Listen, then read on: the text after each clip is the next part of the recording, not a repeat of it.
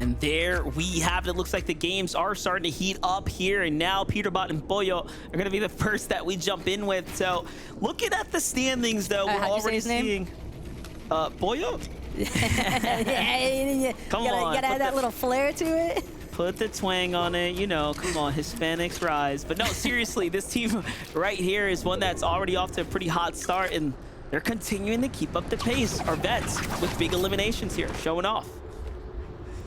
Man, imagine if you had said that, though, and Pollo would have just, like, ate it. I know that would have never happened in a million years, but it might have been funny, but it's no funny business. It is all seriousness with Pollo in this exchange alongside Peterbot, just absolutely dominating here at the Rift Island.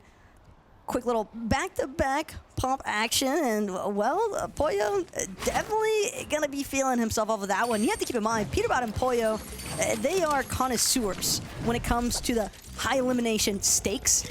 So I can almost imagine if they have any inclination that Reet and Ritual just collected a 14 elimination first place, you know they're gonna try to top it, but I'm missing what's happening right here on the screen with Shadow, because that was a nice clutch there to get Walkers back up in the action.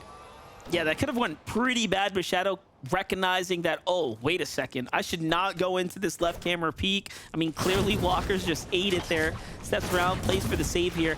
We get to jump in with Scope and Travis. I mean, this is a team that you and I both are keen to see perform today. Now, their first game didn't quite go their way, but the second round right now might just be an opportunity for them to go in and bounce into things.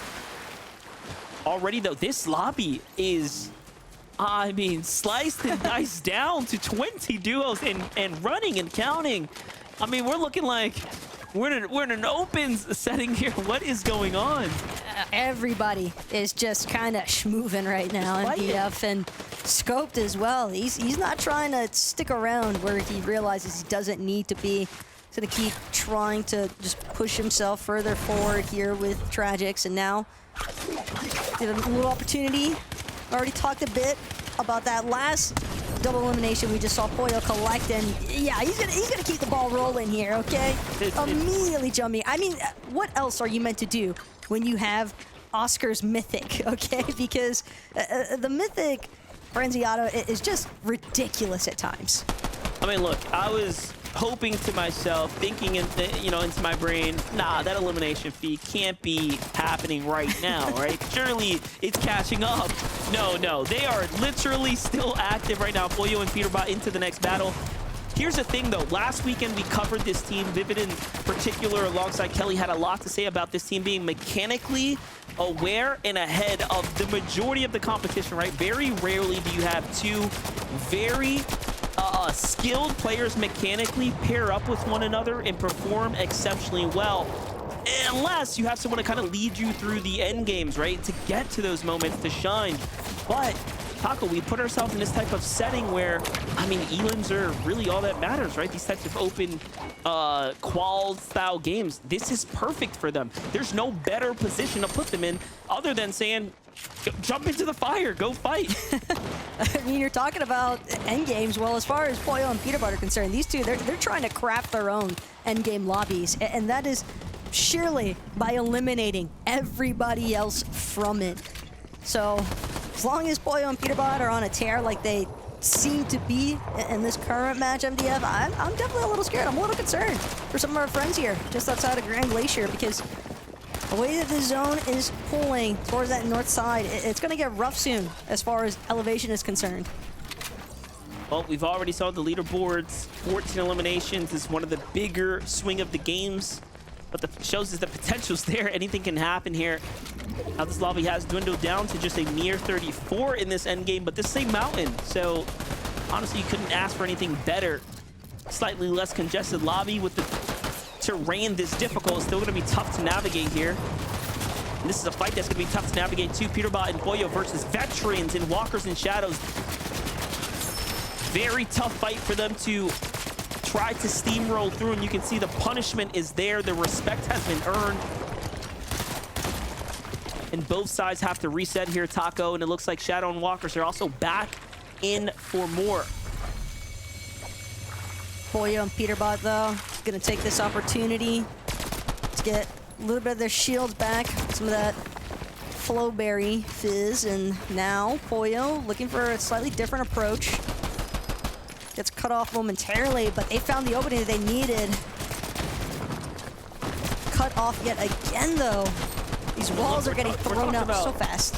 Yeah, we're talking about true tier 1s going head-to-head right now with Pollo and Peterbot making it look very easy right now as they're continuing to back down Walkers and Shadows. And that's just the skill difference right now as things are starting to play out right now. Walkers into another team. Peterbot comes in and finishes up the deed. And just like that, they reap the benefits. Sometimes all you need to do is just put enough pressure, show them that we are feeling like the stronger duo in this engagement, in this clash right here. And look at that, walked him into a terrible position there.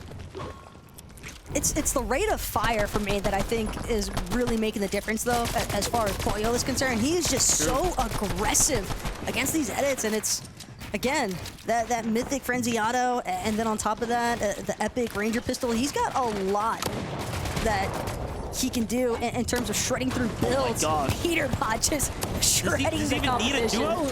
Does he even need him? He just ran off without him. That's the craziest part. Peterbot was like, hey, I'll be right back, but I'm going to have another elimination with me in the process. Incredible performance so far. Now we're at 11 eliminations. All the action so far into the lead. Peterbot does it again here, into the box, finishes one, finishes a second one, takes down two more. He's not trying to be outshined by Pollo by any means right now, and they are picking up the numbers. Very rarely do you start to approach a zone 9 and a team is at max material right here. So it really just does show you they are having their way with this lobby. This is Peterbot's world right here, and they are making it look so easy. Take a look at they hunt down more and more players here. They have enough mats to play this creative fest. They don't care. This is just absolutely brutal what Pollo and Peterbot are doing to this lobby right now. Just so much distortion taking place as well throughout multiple layers, Monster, because it doesn't even look like a team has truly claimed height. They haven't had a chance to with the way that Peterbot and Pollo have been playing, and now Peterbot, Pollo, they've been dissecting what is seeming like half of the lobby. Oh my gosh. Just between their edits. And again, Peterbot, Pollo, the elim count is at 15, everybody. I almost feel bad for the audience at home right now who's like, you gotta try to keep up with this. Like, Peterbot is just on a different wavelength right now. They're at 15 kilos. We're just celebrating Re and Ritual's 14 elimination game. Talk about that's gonna be difficult to overcome, but Peterbot and Pollo in this lobby are just looking like a cut above the rest here. There are still so many options as well to choose from when it comes down to finding eliminations here. I'm looking at the player list of names here. So many of these users for the first time are playing in the FNCS, and it's very clear that the pressure is on right now. You know, they get to see the difference, really witness what can happen when you go against a true tier 1, a top tier competitor like Peterbot, like Pollo, players that have won FNCSs in the past, showing you guys how high the bar is set.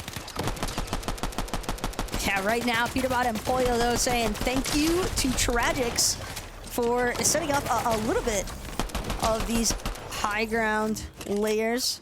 It was before he got chopped by Peterbot and Pollo, but again, Peterbot gonna work his way back down to where all the rest of the lobby is currently situated. Some of these lower layers. Nice jump around there from Shadow.